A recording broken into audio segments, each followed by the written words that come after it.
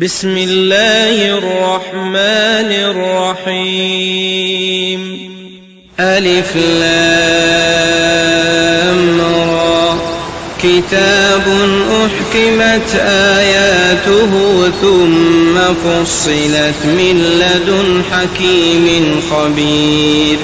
ألا تعبدوا إلا الله إنني لكم منه نذير وبشير. وأن استغفروا ربكم ثم توبوا إليه يمتعكم متاعا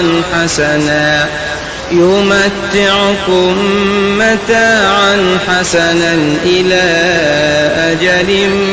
مسمى ويؤت كل ذي فضل فضله. وإن تولوا فإني أخاف عليكم عذاب يوم كبير. إلى الله مرجعكم وهو على كل شيء قدير.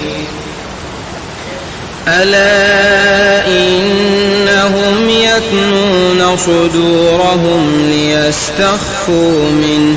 ألا حين يستغشون ثيابهم يعلم ما يسرون وما يعلنون إنه عليم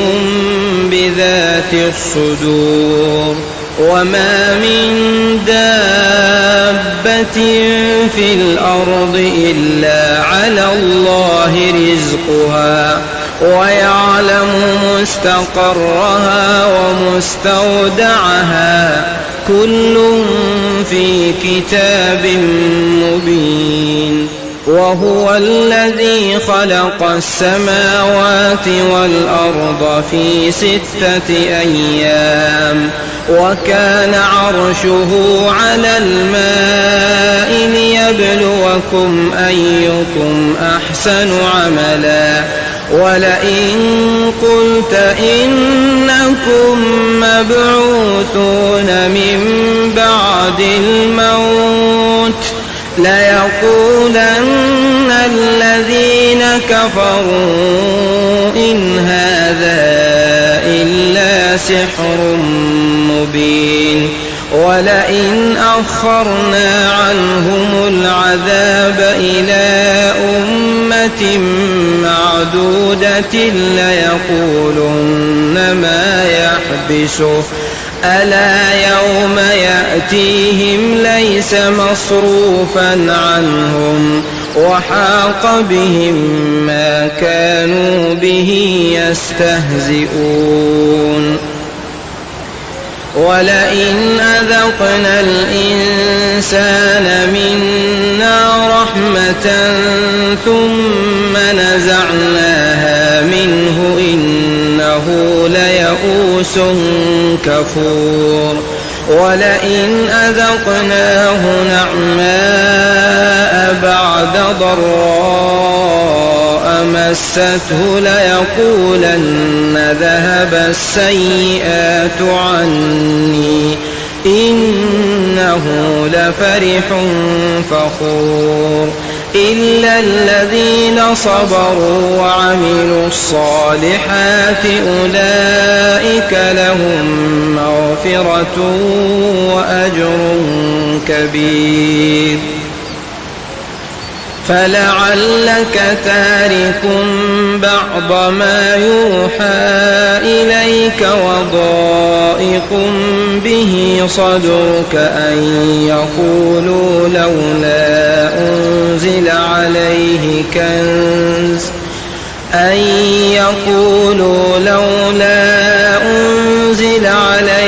كنز أو جاء معه ملك إنما أنت نذير والله على كل شيء وكيل. أم يقولون افتراه قل فأتوا بعشر سور مثله مفتريات وادعوا من استطعتم من دون الله إن كنتم صادقين فإن لم يستجيبوا لكم فاعلموا أنما أنزل بعلم الله وأن لا إله إلا هو فهل أنتم مسلمون من كان يريد الحياة الدنيا وزينتها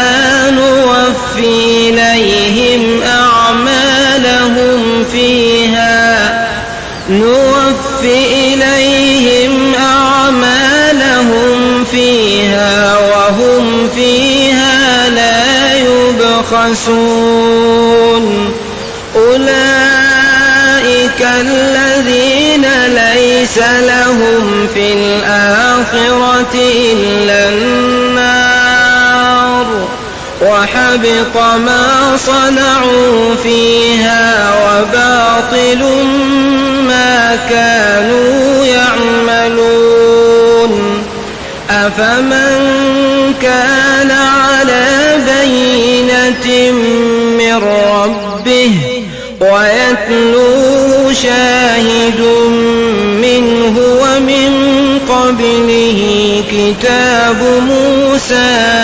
إماما ورحمة أولئك يؤمنون به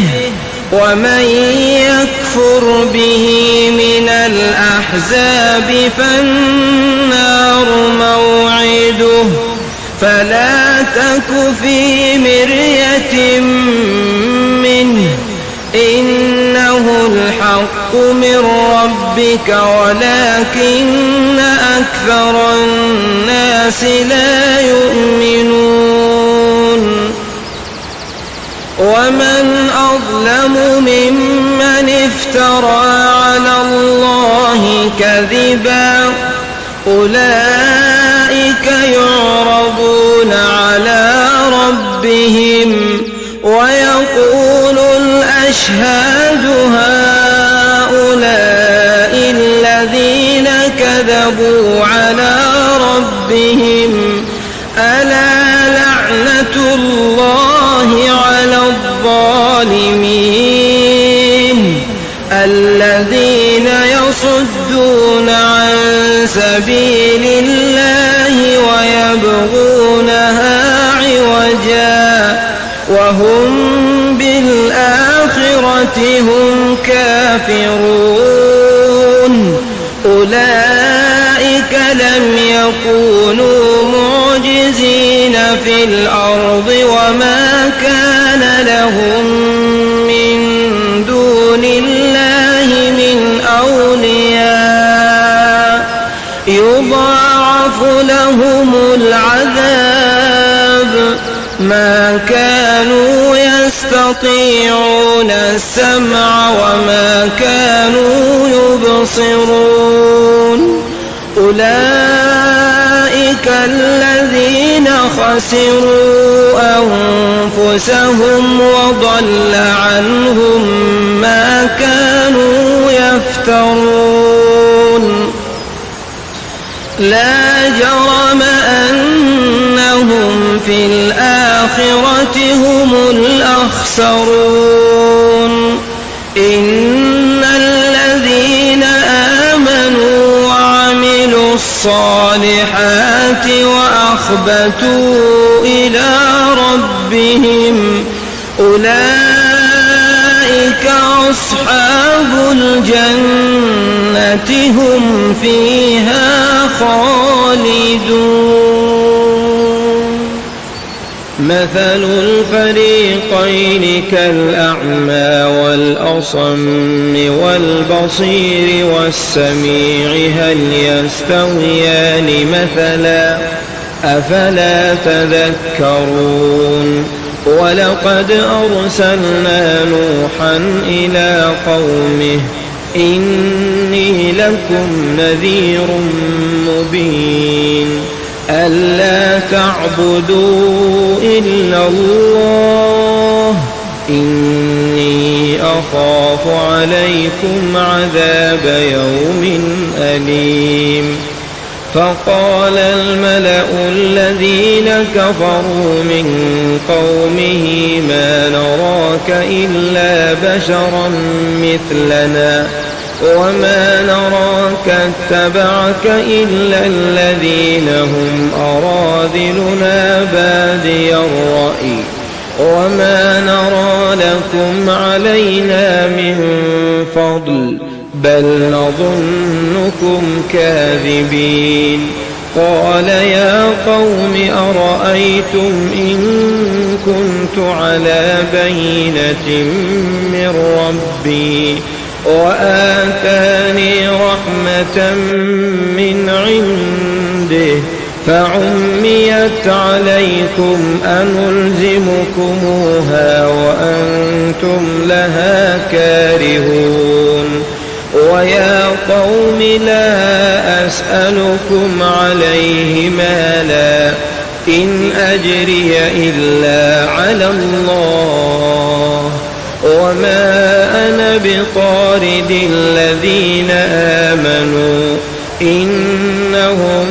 ملاقو ربهم ولكني أراكم قوما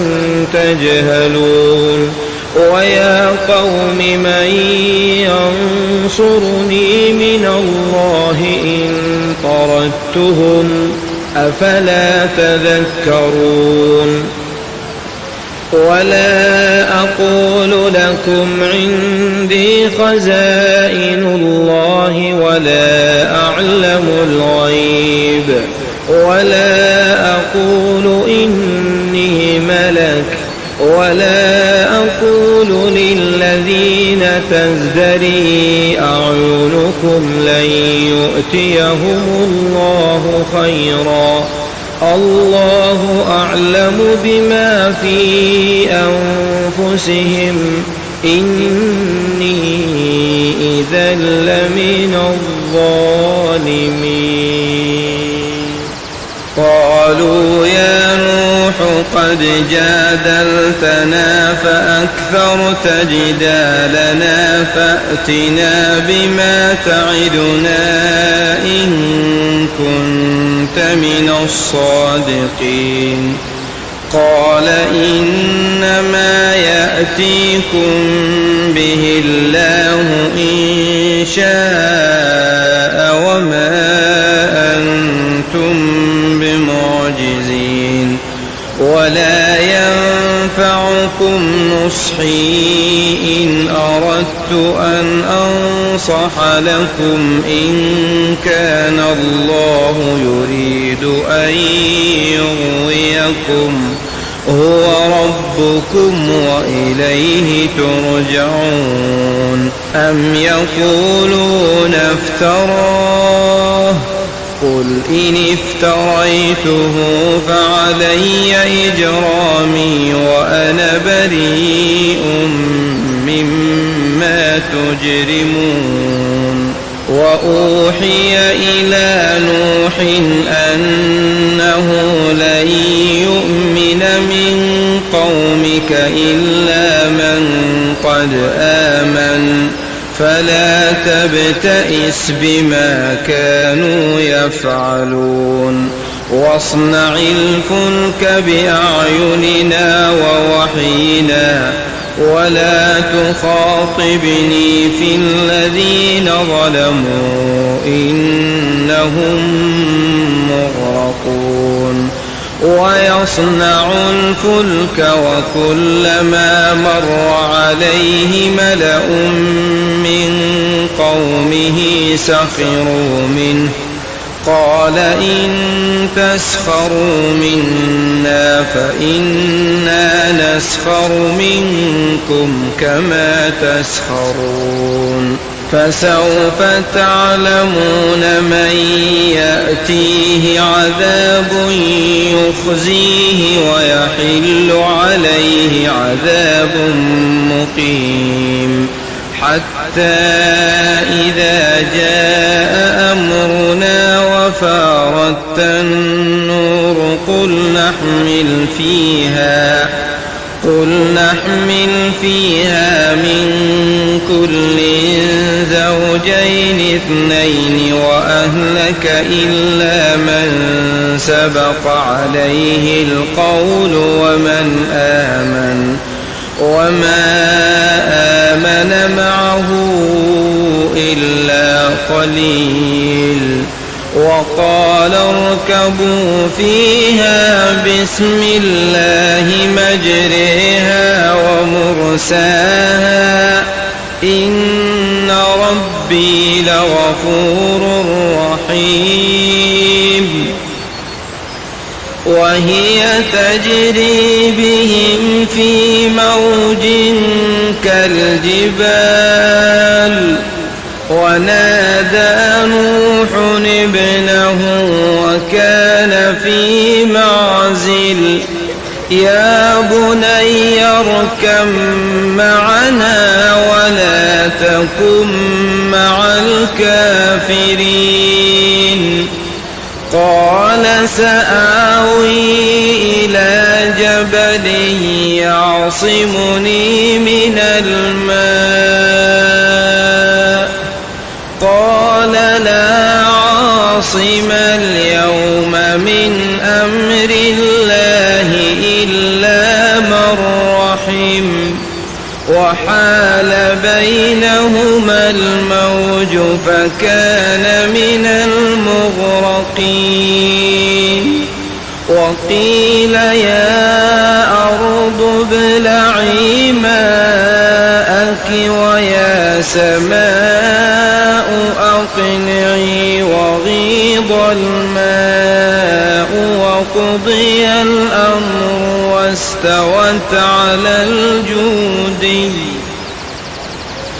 واستوت على الجودي وقيل بعدا للقوم الظالمين ونادى نوح ربه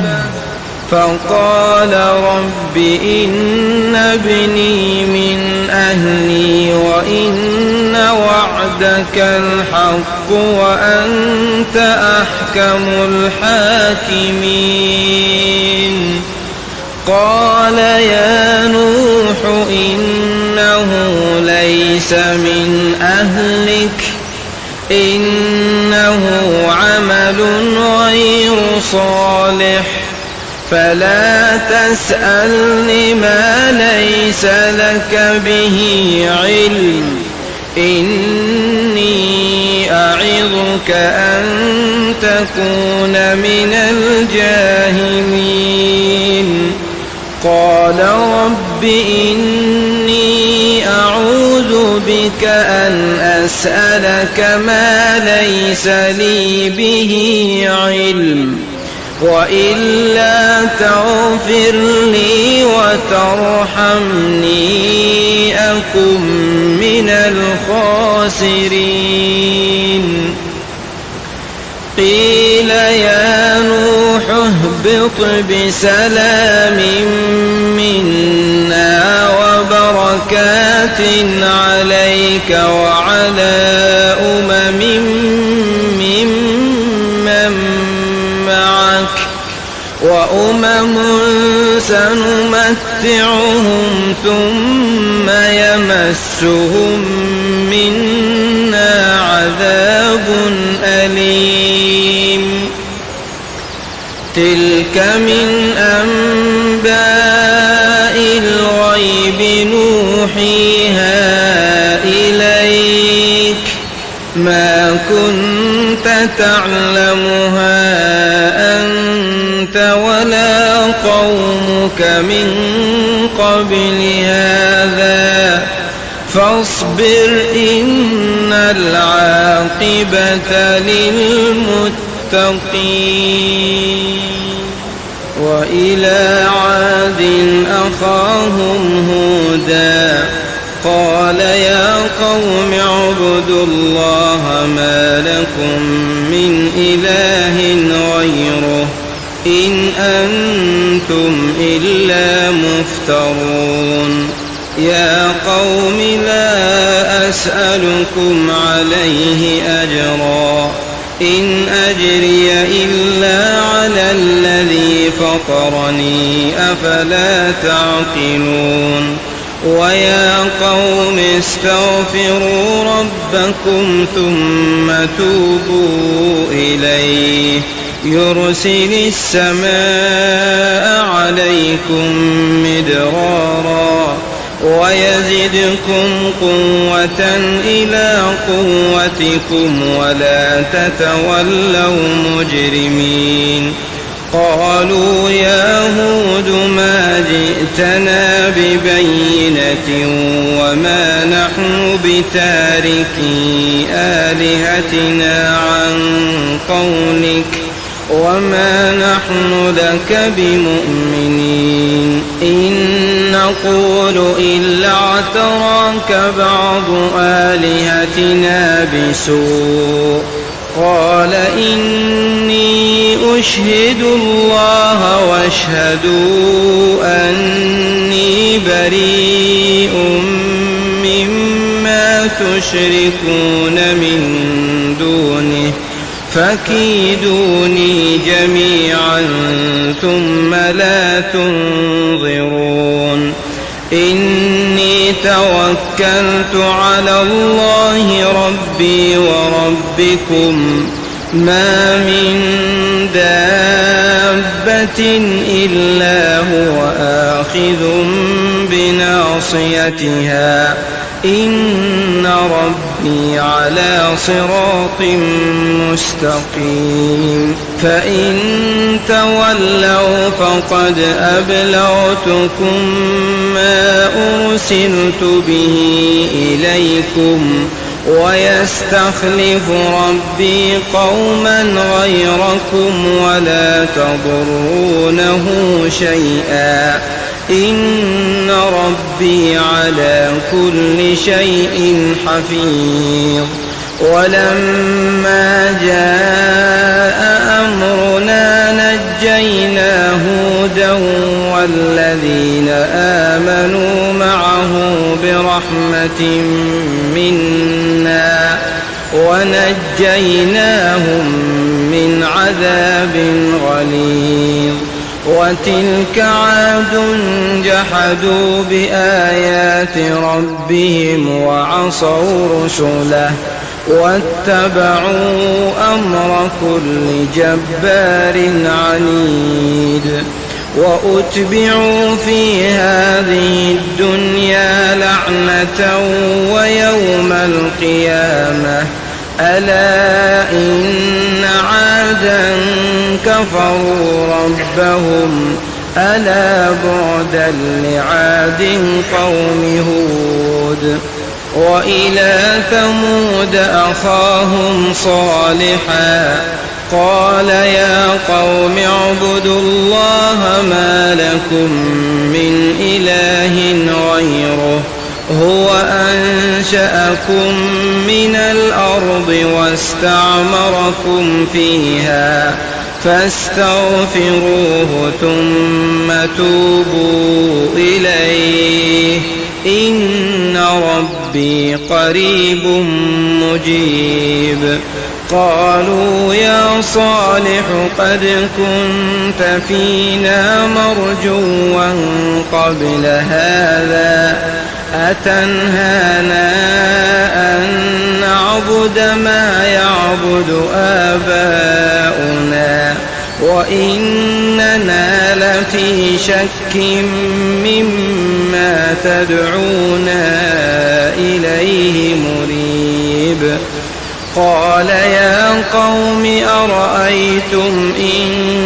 كنت على بينة من ربي وآتاني منه رحمة فمن ينصرني من الله إن عصيته فما تزيدونني غير تخسير ويا قوم هذه ناقة الله لكم آية فذروها تأكل في أرض الله ولا تمسوها بسوء فيأخذكم عذاب قريب. فعقروها فقال تمتعوا في داركم 3 أيام ذلك وعد غير مكذوب. فلما جاء أمرنا نجينا صالحا والذين آمنوا معه برحمة منا ومن خزي يومئذ إن ربك هو القوي العزيز. وأخذ الذين ظلموا الصيحة فأصبحوا في ديارهم جاثمين كأن لم يغنوا فيها ألا إن ثمود كفروا ربهم ألا بعدا لثمود. ولقد جاءت رسلنا إبراهيم بالبشرى قالوا سلاما قال سلام فما لبث أن جاء بعجل حنيذ. فلما رأى أيديهم لا تصل إليه نكرهم وأوجس منهم خيفة قالوا لا تخف إنا أرسلنا إلى قوم لوط وامرأته قائمة فضحكت فبشرناها بإسحاق ومن وراء إسحاق يعقوب. قالت يا ويلتى أألد وأنا عجوز وهذا بعلي شيخا إن هذا لشيء عجيب. قالوا أتعجبين من أمر الله رحمة الله وبركاته عليكم أهل البيت إنه حميد مجيد. فلما ذهب عن إبراهيم الروع وجاءته البشرى يجادلنا في قوم لوط إن إبراهيم لحليم أواه منيب. يا إبراهيم أعرض عن هذا إنه قد جاء أمر ربك وإنهم آتيهم عذاب غير مردود. ولما جاءت رسلنا لوطا سيء بهم وضاق بهم ذرعا وقال هذا يوم عصيب. وجاءه قومه يهرعون إليه ومن قبل كانوا يعملون السيئات. قال يا قوم هؤلاء بناتي هن أطهر لكم فاتقوا الله ولا تخزون في ضيفي أليس منكم رجل رشيد. قالوا لقد علمت ما لنا في بناتك من حق وإنك لتعلم ما نريد قال لو أن لي بكم قوة أو آوي إلى ركن شديد. قالوا يا لوط إنا رسل ربك لن يصلوا إليك فأسر بأهلك بقطع من الليل ولا يلتفت منكم أحد إلا امرأتك إنه مصيبها ما أصابهم إن موعدهم الصبح أليس الصبح بقريب. فلما جاء أمرنا جعلنا عاليها سافلها وأمطرنا عليها حجارة من سجيل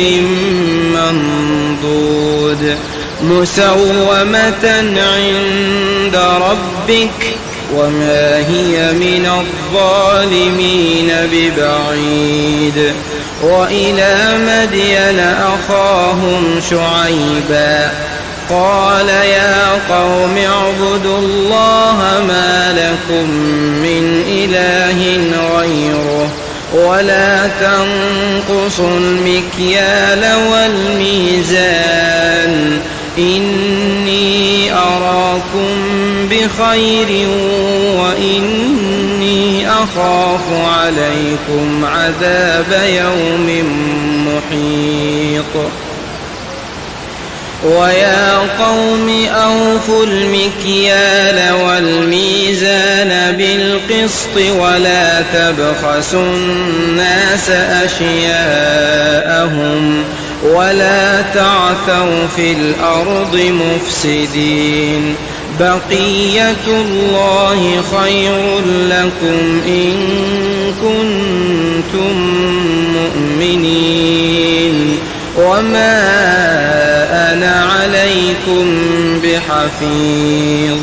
قالوا يا شعيب وصلاتك تأمرك أن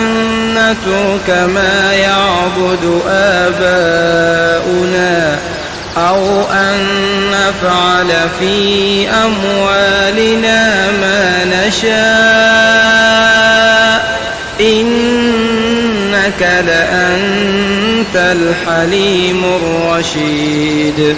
قال يا قوم أرأيتم إن كنت على بينة من ربي ورزقني منه رزقا حسنا وما أريد أن أخالفكم إلى ما أنهاكم عنه إن أريد إلا الإصلاح ما استطعت وما توفيقي إلا بالله عليه توكلت وإليه أنيب. ويا قوم لا يجرمنكم شقاقي أن يصيبكم مثل ما أصاب قوم نوح أو قوم هود أو قوم صالح وما قوم لوط منكم ببعيد. واستغفروا ربكم ثم توبوا إليه إن ربي رحيم ودود. قالوا يا شعيب ما نفقه كثيرا مما تقول وإنا لنراك فينا ضعيفا ولولا رهطك لرجمناك وما أنت علينا بعزيز. قال يا قوم أرهطي أعز عليكم من الله واتخذتموه وراءكم ظهريا إن ربي بما تعملون محيط ويا قوم اعملوا على مكانتكم إني عامل سوف تعلمون من يأتيه عذاب يخزيه ومن هو كاذب وارتقبوا إني معكم رقيب ولما جاء أمرنا نجينا شعيبا والذين آمنوا معه برحمة منا وأخذت الذين ظلموا الصيحة فأصبحوا في ديارهم جاثمين كأن لم يغنوا فيها ألا بعدا لمدين كما بعدت ثمود ولقد أرسلنا موسى بآياتنا وسلطان مبين إلى فرعون وملئه فاتبعوا أمر فرعون وما أمر فرعون برشيد يقدم قومه يوم القيامة فأوردهم النار وبئس الورد المورود وأتبعوا في هذه لعنة ويوم القيامة بئس الرفد المرفود ذلك من أنباء القرى نقصه عليك منها قائم وحصيد وما ظلمناهم ولكن ظلموا أنفسهم فما أغنت عنهم آلهتهم التي يدعون من دون الله من شيء لما جاء أمر ربك وما زادوهم غير تتبيب وكذلك أخذ ربك إذا أخذ القرى وهي ظالمة إن أخذه أليم شديد إن في ذلك لآية لمن خاف عذاب الآخرة ذلك يوم مجموع له الناس وذلك يوم مشهود وما نؤخره إلا لأجل معدود يوم يأتي لا تكلم نفس إلا بإذنه فمنهم شقي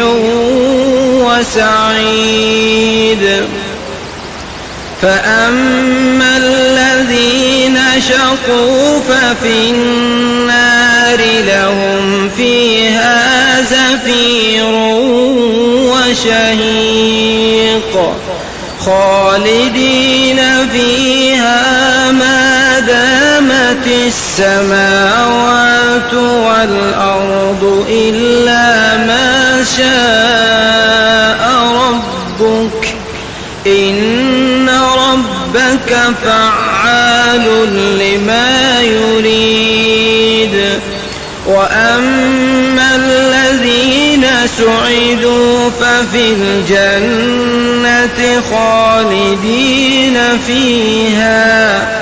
خالدين فيها ما دامت السماوات والأرض إلا ما شاء ربك